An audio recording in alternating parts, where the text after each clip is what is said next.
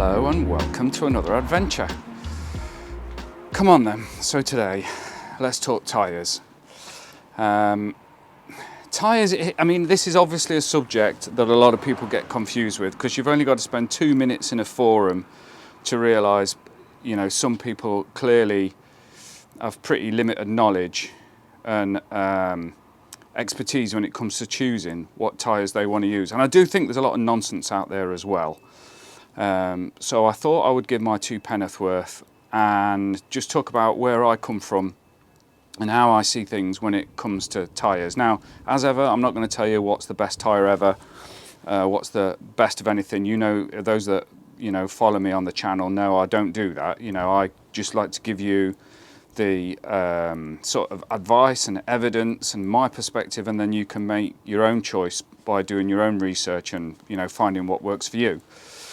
So, but I do think people underestimate tyres and how important they are. And I will admit I'm a little bit obsessed by tyres. I mean, this is just a few of what I've got. I've got a few more in the workshop. So, yeah. So, you know, tyres just mean a lot for me. And so as you've just seen there in the intro to this vlog, I've just changed over. So I've just whacked on this Mitas Enduro Trail XT Plus, it's called. So this is probably the most aggressive tyre you can get in a 150, rear tyre, in a 150 for an adventure bike. So they do them in 140s. I don't know if they do them in a 120, but you can get them slightly smaller. Don't know if they go bigger. The Mitas website is worth looking at because there's a lot of stuff on there, a lot of info. So it's worth looking on the Mitas website. As ever, I'll put all links to what I'm talking about today in the description if there's anything relevant. Yeah, so I put this on recently actually for a trip to the Peak District. So I whacked this on and I used this front tyre actually. So this is this one here. This is it's another Mitas tyre, and this is a Terraforce EF tyre. So this is more of an enduro tyre. So enduro trail riding tyre, more than a big adventure bike tyre. But obviously it's a 21-inch tyre, and you can put anything on. You know, if it fits the rim and the right rim size, then yeah. So I recently went to the Peaks. I had this on the back. I had that Terraforce on the front, and actually I was quite impressed. I had no issues with grip at all, and rode over some pretty technical terrain. I forget, it's Cottage something lane, I think it's called. So I went up there on my way towards Three Shires Head, and that lane is pretty tricky. There's you go past a little footbridge and then up this really tricky, gnarly trail. Yeah, kind of caught me by surprise because I wasn't prepared for it, but you know, so got over that, no issues at all. And then Three Shires Head itself, which is quite an amazing place to go to. So yeah, so on that day I had no issue with grip at all, and so I have used this tyre only the once, but it is a good sort of, not extreme, but certainly at the sort of knobblier end of rear tyres that you're going to get from an adventure bike. So I've just whacked this on, and I think this is key. For me, people don't change their tyres enough, and I don't mean change them and, you know, keep buying new tyres. I mean picking a tyre that suits the conditions that you're going to ride in, that are best suited for those conditions. So if you're going somewhere super muddy, so if I was to go to Thetford tomorrow and it was mega muddy, I wouldn't put this, I'd take this tyre off. If I'm going to Thetford tomorrow and it's mega muddy, I'm going to put the tracker on, because I've got a tracker in a 140. I'm going to put that on because that is best suited to the mud. And as you've just seen from that video, you know, 25 minutes, I can whip that off, get it onto the Rabaconda, swap tyres, inflate it, which is the, you know, it's not the longest bit, but inflating it is probably one of the slower bits in that process. So I can whip it off, swap tyres and chuck it back on, and then chuck it back on the bike. And I think that's a key skill that as adventure bike guys and trail riders we need to have, because obviously if you're out on the trail you're not going to have the Rabaconda, but you might need to fix a puncture. If you're on a T7 you might need to fix a puncture. And for that matter, if you're on any bike, if you're on a Ducati Desert X and you get a puncture and something happens to your tyre and you need to put an inner tube in, what are you going to do? You know, you're miles from anywhere or you're halfway around the world, you've got to have a puncture plan. And hence I did a vlog last year about, literally called the puncture plan. I'll put a link to that. So what are you going to do? So it's a skill we all need, is changing tyres. And once you get good at it, you can do 20 minutes a wheel, no problem. And so I think this is generally what people should be doing more, is picking a tyre that suits the conditions of where you are going, as opposed to picking what most people do is a 50-50 tyre and leave that on all year, or maybe change it for something for the road if they're just going to do a mega road trip.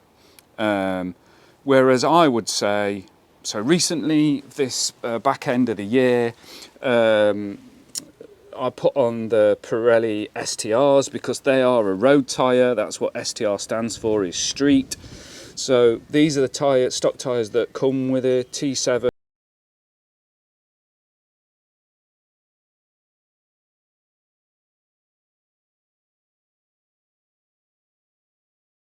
Easy and simple trails, no mud, no slop, no wet grass, because these are lethal in those sorts of conditions. So yeah, they're an adventure bike tyre, and yeah, to some they probably look quite aggressive, but as adventure bike tyres go, you know, these are just road tyres essentially. So yeah, so you know, Mike's top tip number one is learn how to change tyres. Buy something like a Rabaconda or a similar sort of device, and then you can change your tyres as and when, and you can swap between the various types of tyre that you've got to suit the conditions where you're going to. Now I get that some people don't want to do that, some people want an easy life, and some people say they're going on a really long trip and they want something that's just going to last for miles, and I get that. And so for me, say that tyre would be the Motos Rals. That's the minimum I want in an adventure bike tyre if I'm going off-road. And I guess they're probably in what most people would call a 60-40 tyre. So 60% off-road, 40% on-road. So that's the rear Motos Rals, and that's the front to the Motos Rals, actually. So a fairly aggressive tyre, but you know, certainly not as aggressive as some of the other tyres. Now with tyres, we've kind of got three types of tyres I see it. We've got adventure bike tyres, so such as the Mitas there, the Motos Rals and the Pirelli STRs. And then you've got a load of 50-50 tyres like Anarchy Wilds, the AX41s, the new Dunlop Trail something Raids, I think they're called. So you've got adventure bike tyres, and then you've got some that are more sort of a dual sport tyre, such as this, which is the Pirelli MT21. I have got the front to that somewhere. So that's a Pirelli MT21, more of a dual sport tyre. And then you've got sort of more trail focused tyres / dual sport, like the Tracker. And then you sort of go into more trail enduro and even motocross tyre. So this is the Mitas Terraforce, as I said, which is really a full-on trail enduro tyre. This is what's called a Maxxis Maxcross IT, which is an intermediate motocross tyre, but they're road legal. So normally motocross tyres aren't road legal, but this one is. And then this, which is one of my favourite tyres, this is the Mitas XT754. They've recently changed name, and so it might now be called something like the EX XT. And this is what I use on the CRF, on the 450, and this is an awesome winter rear tyre because it's just got these massive knobbles, and so I'll come on to that. And then you've got this one here, so this is a full-on more enduro tyre, so this is the Kenda Enduro K779. So you've got your three types: adventure, dual sport, trail, and then sort of, you know, the more enduro end. And so one of the other key things I wanted to talk about today, which no one, it just seems to be like, I don't know, something that people don't get, is if you look at this, then look at this, then look at this, then look at this, then this, then this, then this. Yeah. So as you can see, the more aggressive a tyre is, and the better it's going to work off-road, the smaller the blocks get. Yeah. So you look at this. This is like an intermediate motocross tyre, and it's intermediate because the blocks are closer together. So it's more for hard-packed motocross tracks. And so look how thick those blocks are. I mean, they're a good 18 mil, probably. I don't know, but they're a really chunky, you know, that looks like a proper dirt tyre, doesn't it? Because it's got these big blocks. The only exception is the enduro tyres. So if it's an FIM approved enduro tyre, I think the block can't be any taller than 13 mil. So I've not used this tyre too much, but you can see the difference between that and that is massive. Obviously this is new and I have used this, but that is the problem, which is why I don't often use enduro type tyres, because they don't have the block depth. I want something that's got some big ass, you know, blocks like this. I mean, this tyre's had a lot of use, but look how big those blocks are there. These must be, you know, as 18 mil, same as this when this is new. But this has had quite, I mean, if you look at that outer block there on the edge, you can see that's a big block. Whereas the enduro tyres, then the blocks aren't as pronounced, because to be FIM approved, it's all to do with they didn't want them to damage the land, which, you know, I think's a lot of nonsense anyway. So obviously block size is key. So when you're looking at tyres and you're wondering to yourself, you've never seen a tyre before, let's take that new Dunlop Raid. Now, if I put up a picture of the Dunlop Raid now, and so having said what we've just said, block size is key. Yeah. So if you're wondering how that Dunlop Raid is going to work in mud, let's just look at the block size. Yeah, so how big are the blocks on that rear tyre or that front tyre? And then allied with that is the spacing between the blocks. Yeah, so you look at that space in there. I can't get my finger in there. That is little finger side on, I can just get in there. So that tells me that not only has it got big blocks, so that big block isn't going to penetrate into the dirt. It's just gonna not have. There's not going to be enough bearing pressure on that block to push into the dirt and penetrate down from the sloppy stuff onto the firmer dirt below, or penetrate enough into the dirt to use that to help it. So it's not going to do that. And also, this is just going to fill up with mud because it sticks in there, yeah? It gets caught in the gap. Whereas if it's a bigger gap, yeah, it's going to fling the mud away much easier. So obviously these are smaller blocks, but again, the gap is not very big. It's about a finger width. So that's the Motos Rals. And Motos Rals are fine, but if it starts to get really muddy and sloppy, I mean, this one's quite worn now. It's, you know, it's probably halfway down, but if it does start to get muddy and sloppy, then, you know, this tyre is not going to be great. And I know that just by looking at the block size and the gap here. So this is the Pirelli MT21, and that's in a 140. Oh, here comes the rain. And I used this on the coast to coast trip on the Tenere. So I did a on the puncture plan vlog I mentioned earlier, I talk about this tyre. So this was great for that trip through the Lake District and then through North Yorkshire, doing the coast to coast with my mate Sean. I didn't want to have this on because I knew if I got where it was sloppy and horrible, this wasn't going to cut the mustard. And same with the front. I'm not, overly enamoured with the front to this. They're fine. It is the minimum I would want in an adventure bike tyre, but I prefer to have too much grip off-road than not enough. So I did the coast to coast with this on and one of these. Yeah, not this tyre, obviously, because this is new, but so I had the MT21 on the front, on the rear, and a Michelin Tracker on the front. And I had no grip issues at all. And we rode up there in the rain and wet. And so we were on wet roads, on adventure bikes, no problem whatsoever. You've just got to slow down. That is the compromise. But I'd sooner get to where I want to go, off-road, and then compromise on the road than not get where I want to go, be halfway up a climb and just not have the grip, then, and then have to turn around and farting around finding another way. I don't want that. I need that grip. So I've also did a vlog where I put a tracker on the rear of the T7, and it is a bit loose on the rim, but it works. It is doable. And actually you get quite good mileage out of trackers. You'll easily get 2,000 miles out of a set of trackers.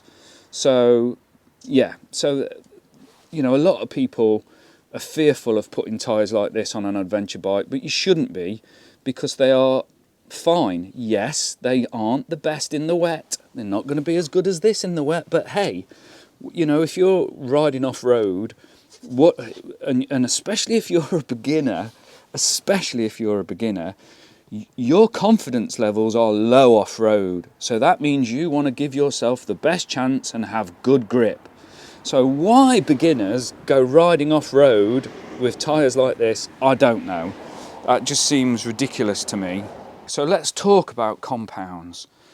So one of the things that I think isn't mentioned enough on websites and when they're giving out details of tyres, I think they should quote a softness value, and then I know how soft that carcass is.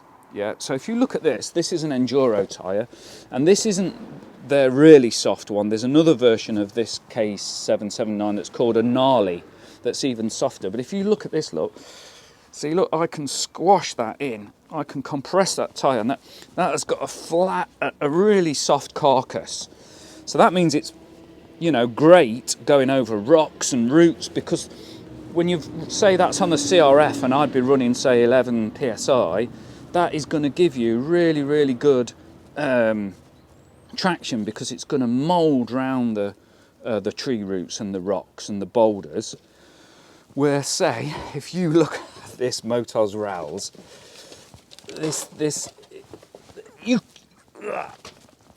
I reckon I could jump up and down on that, and that wouldn't deform.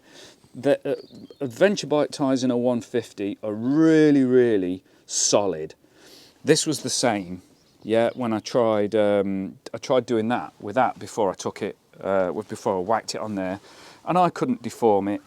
The carcass is absolutely solid, and so the positive to that is, with this is quite a really hard rubber, so the positive to that is you get good longevity out of the Motos Rals, where this is a slightly softer rubber, and you won't, I think you'll struggle to get 2,000 miles out of one of these, because this is a much softer rubber. They do a Dakar version of this that is harder. So if you want longevity, go for the Dakar, but if you want grip off-road, rocks and roots, then you definitely want the sort of standard XT trail. Yeah, so compound is something I think tyre manufacturers should quote. So if you look, say, at this, so this is the, let's just chuck them down there. So this is obviously the tracker. So the trackers, again, they're fairly soft and compliant. That I can push that in. These are really soft. yeah, because this not only is it a front, but it's an enduro type tyre, whereas the motocross tyre isn't as soft as some of the others, because for motocross you don't you're not looking for it to conform in a way that you are with an enduro tyre, because with motocross it's more about grip, and getting the right grip for the terrain. So compound is key to all of this. So when I see in forums and I see people saying, oh, what tyres shall I get for this trip that I'm doing? Well, I think really to ask that question, there's some things I'd be asking myself. For instance, well, what is it like where I'm going? Is it dry and rocky, or is it wet and rocky? Is it really technical, or is it not very technical at all?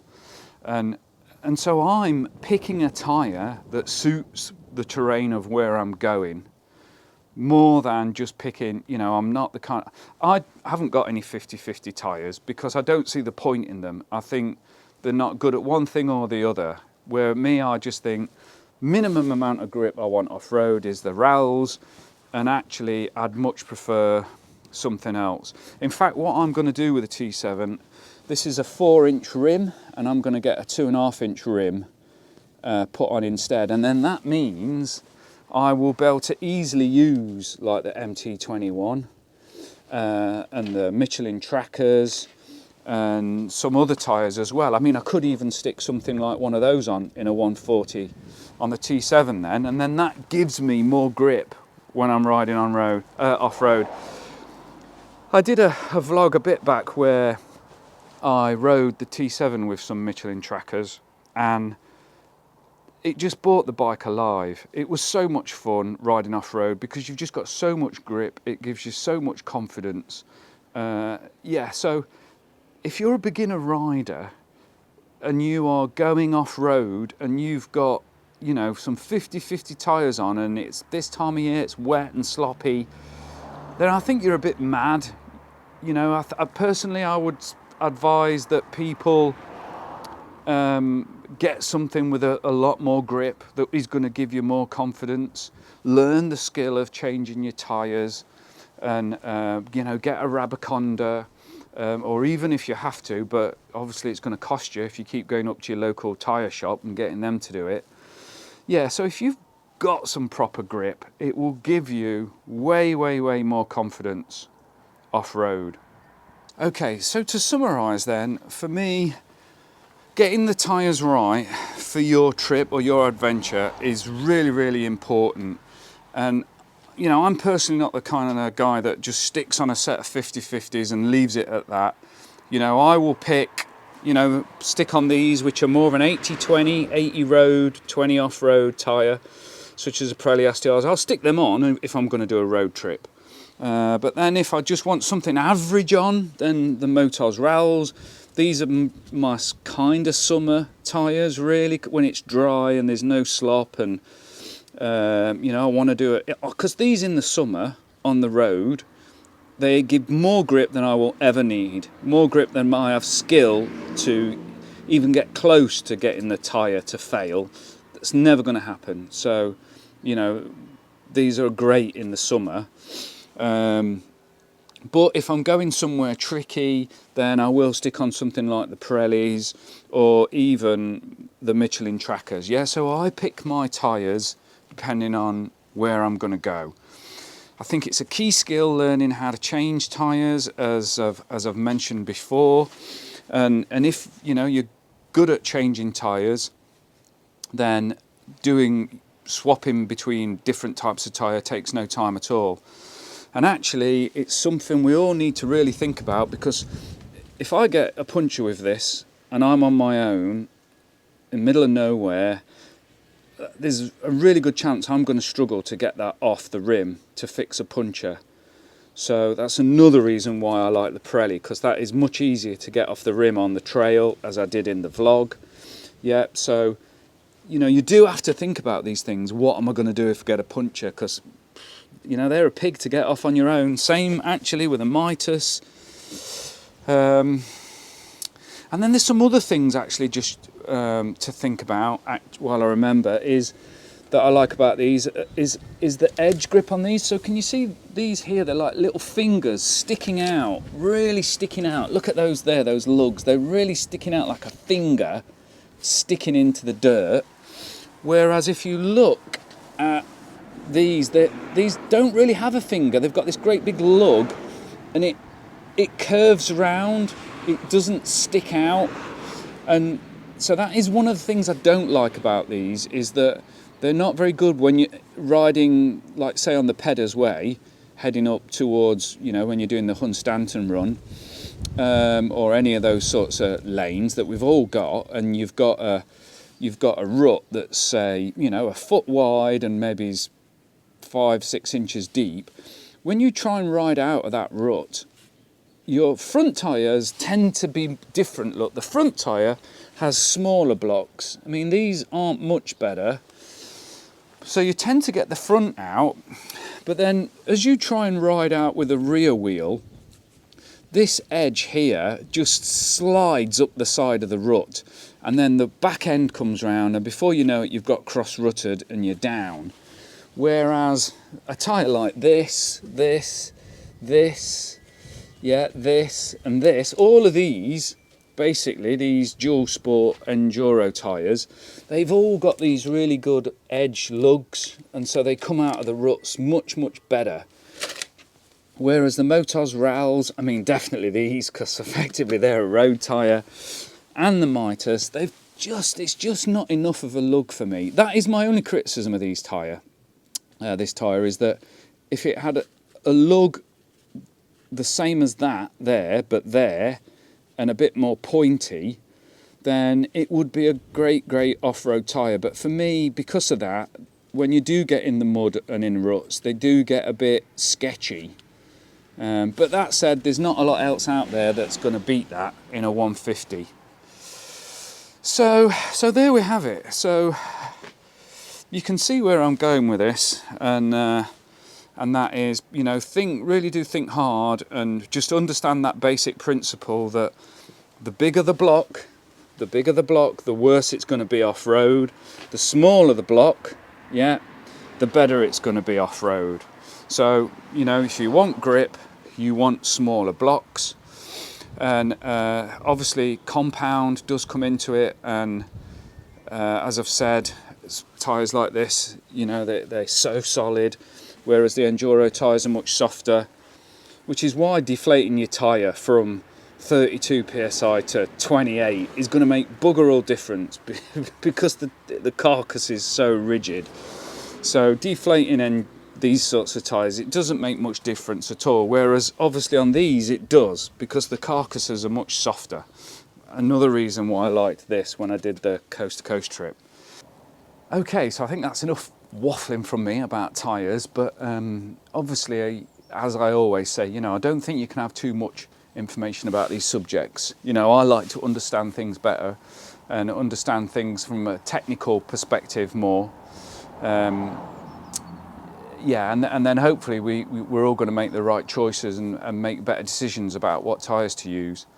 And undoubtedly, if you go on a page like the Trans-Euro Trail Facebook page, and people are always posting their pictures on there of them with their bike laying down on the ground because they've fallen off somewhere in the world. And 9 times out of 10 you look and they've got road tyres on their bike, and then all the comments start, people saying, well, it's no wonder you fell off if you've got Pirelli STRs on and you're riding in mud. So hopefully with a bit more education, people can make a better tyre choice. Okay, so it's enough from me. So thanks for watching. Hope you enjoyed the vlog. Hope to see you back on the channel soon. If I don't see you back on the channel, then hopefully I'll see you out on the trail riding your bike. So from a very cold Suffolk, from me, from Mike, bye for now.